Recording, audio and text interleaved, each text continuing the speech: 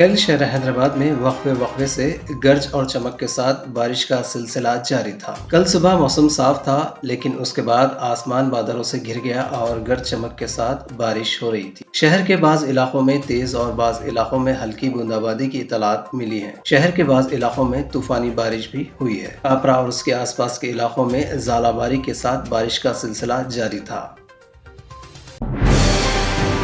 Voice chancellor Telangana university D Ravinder نے کل M L A camp office پر رکن اسمبلی بی گنیش گپتا سے ملاقات کرتے ہوئے انہیں تہنیت پیش کی اور انہیں تلنگانہ یونیورسٹی اور ultra sonic society of India کے اشتراک سے 1 اگست تا 3 اگست سے روزہ ultrasonic and material society for advance technology بین الاقوامی کانفرنس میں شرکت کے لیے خصوصی دعوت نامہ پیش کیا۔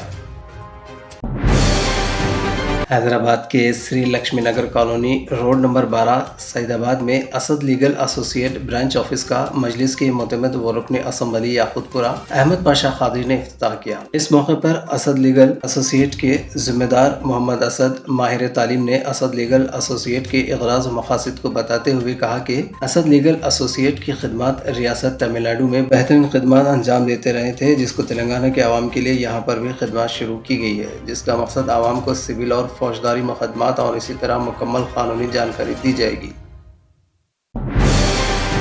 ضلع نرمل مستخب پر واقع پنچشیل کالج آف ایجوکیشن میں اسکولی تعلیمات ضلع نرمل کی جانب سے ضلع کے تمام اردو میڈیم اسکولوں کے جملہ 54 اساتذہ کے لیے پہلے مرحلے کے تحت بنیادی خواندگی و عادات شناسی یعنی پہلا قدم نامی تربیتی پروگرام کا انعقاد عمل میں لایا گیا، جس کا آغاز 26 جولائی کو ہوا اور اختتام 28 جولائی کو عمل میں آیا۔ تربیتی پروگرام کا آغاز ضلعی معتمم تعلیمات ڈاکٹر اے رویندر ریڈی نے اردو زبان میں تقریر کرتے ہوئے کیا۔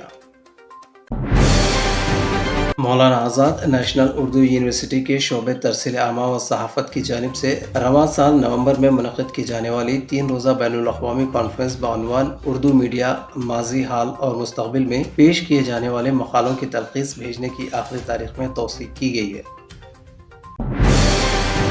ماہ محرم کا چاند نظر نہیں آیا، جس کی وجہ سے آج بروز ہفتہ 30 جولائی کو 30 ذی الحج ہے اور اتوار 31 جولائی کو یکم محرم ہوگی۔ منگل 9 اگست کو یوم عاشورہ ہوگا۔ چیف منسٹر کے چندر شیکھر نے اتر پردیش کے سابق چیف منسٹر و ایس پی سربراہ اکھلیش یادو سے دہلی میں ملاقات کی۔ دونوں قائدین کے درمیان سیاسی صورتحال پر تبادلہ خیال کی اطلاعات ہیں۔ زائد از دونوں قائدین نے مختلف امور پر تبادلہ خیال کیا۔ معلوم ہوا ہے کہ ملک کی سیاست میں بی جے پی حکومت کی پالیسیوں اور اس سے مقابلہ کے لیے اختیار کی جانے والی حکمت عملی پر ان قائدین کے درمیان بات چیت ہوئی۔ Gulf Telugu Desam N R I cell نے Jagtial N T V reporter Shaheed ضمیر الدین کے خاندان کے ساتھ انسانی ہمدردی کا مظاہرہ کرتے ہوئے مالی امداد کی، جو حال ہی میں نیوز کوریج کے لیے جاتے ہوئے سیلاب میں اپنی جان گنوا دی تھی۔ کانگریس لیڈر راہل گاندھی نے جمعہ کو گجرات حکومت پر زہریلی شراب کے سانحے پر سوال اٹھاتے ہوئے جمعہ کو کہا کہ یہ انتہائی تشویش کی بات ہے کہ بابائے قوم باپو اور سردار پٹیل کی سرزمین پر ایسا ہو رہا ہے۔ راہل گاندھی نے ریاست میں حکمراں Bharatiya Janata party B J پی پر اس واقعے کے پیچھے لوگوں کو بچانے کا الزام لگایا ہے۔ راہل گاندھی نے ٹویٹ کیا، یہ بہت تشویش کی بات ہے، باپو اور سردار پٹیل کی سرزمین پر یہ کون لوگ ہیں جو اتنی بے خوفی سے منشیات کا کاروبار کر رہے ہیں؟ کون سی حکمراں قوتیں ان مافیاؤں کو تحفظ دے رہے ہیں؟ مرکزی خواتین اور بچوں کی ترقی کی وزیر اسمرتی ایرانی نے کانگریس لیڈروں جے رام رمیش، پون کھیرا اور این ڈی سوزا کو قانونی نوٹس بھیجتے ہوئے کہا ہے کہ ان کی بیٹی کے خلاف لگائے گئے الزامات بے بنیاد ہیں، اس لیے کانگریس لیڈر غیر مشروط معافی مانگے۔ وزیر اعظم نریندر مودی نے جمعہ کے روز کہا کہ نئی تعلیمی پالیسی سے نوجوانوں کے لیے بدلتے ہوئے حالات میں فیصلے کرنے میں زیادہ آزادی کو یقینی بنایا گیا ہے۔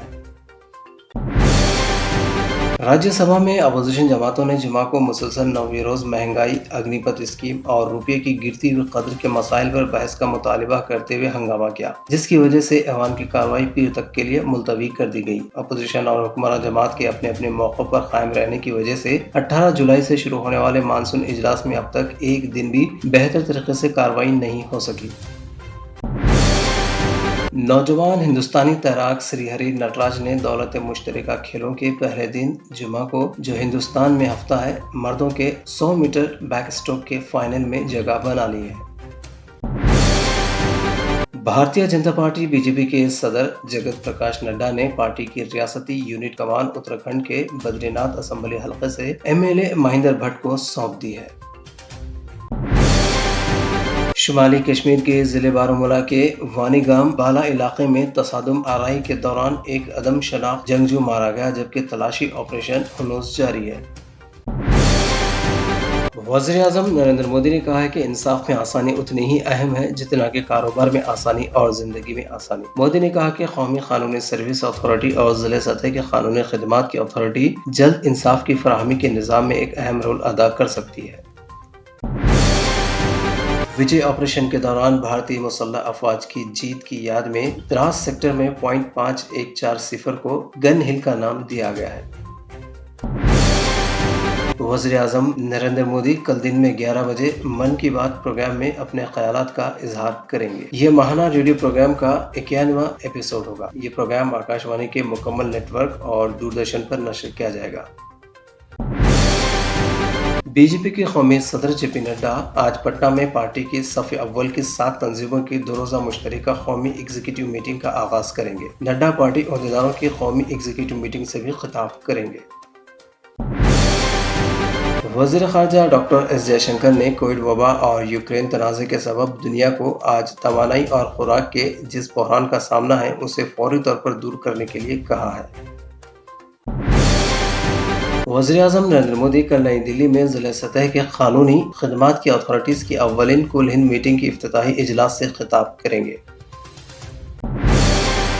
अगर आपने हमारे चैनल को अभी तक सब्सक्राइब नहीं किया है तो यहाँ पर रेड कलर का सब्सक्राइब बटन दिख रहा है, उसे क्लिक करें और हमारे चैनल को सब्सक्राइब कीजिए और साथ ही साथ बेल आइकन को भी क्लिक कीजिए, जिससे आपको ताज़ा अपडेट मिलती रहे।